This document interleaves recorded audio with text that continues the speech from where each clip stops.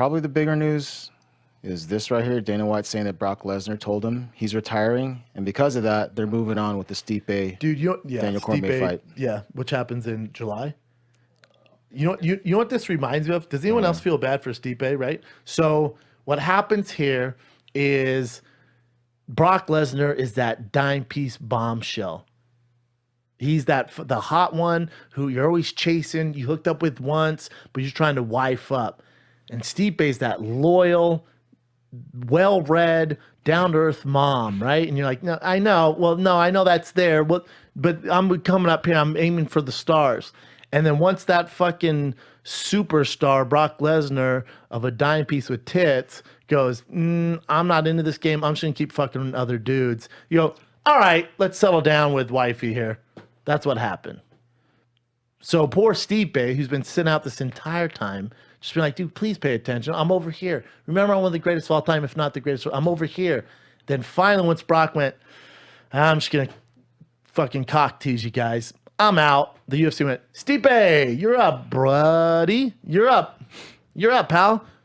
Congrats, man. You won. You won you get your rematch that you wanted. Dude, I've been asking this for a year and a half. I know. This was our plan, though. You know, we just wanted to kind of wait it out. If I'm Steve, I'm like, dude, fuck you guys, man. But you have to take it. Like, all right. Well, I guess. It worked out for him. He waited out, right? He waited forever. I mean, I guess. No one's seen him fighting forever. Yeah. Still got a title fight. You know who loses in all this? DC.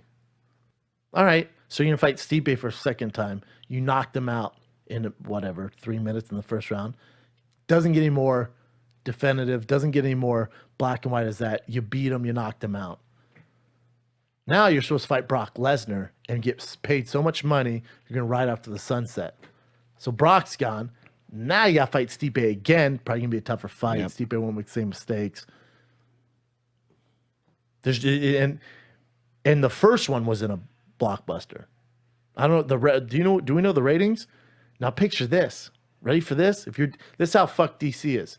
That's a loose term. He's still killing it. I'm gonna watch the fight. But this is how tough this is gonna be.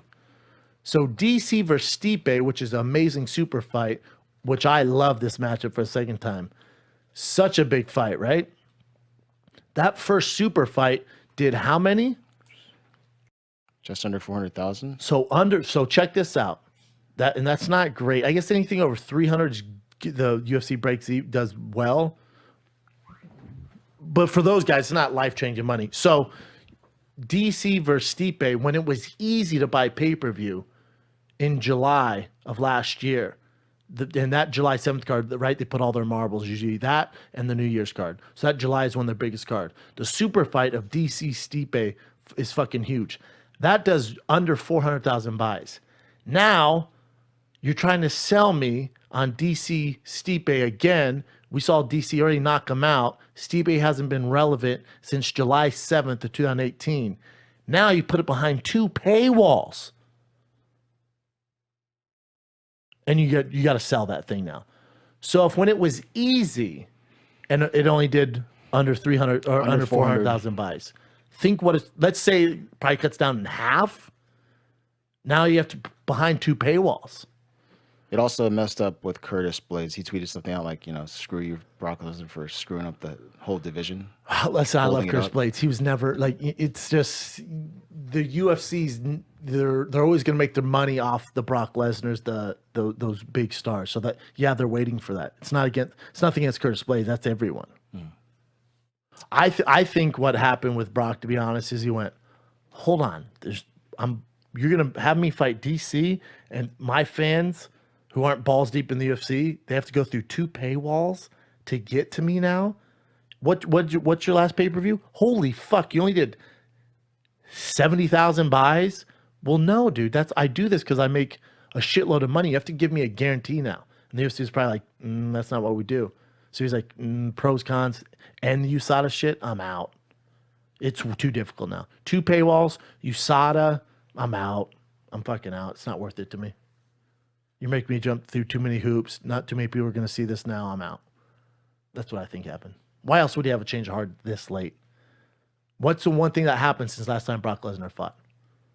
Go ahead. What's the one thing that's changed? ESPN. It's the only thing that changed. You don't have a change of heart this far down the road. He's probably like, dude, no, this is too difficult for people. I'm out. Not everyone's going to see it. The hardcore WWE fans who want to see me, they're used to, they don't buy pay-per-view. They're not going to pay for fucking all these apps. I'm out. That's what I think happened. Do you think they changed the whole, like them getting the pay-per-view buys or a portion of it? How can you not?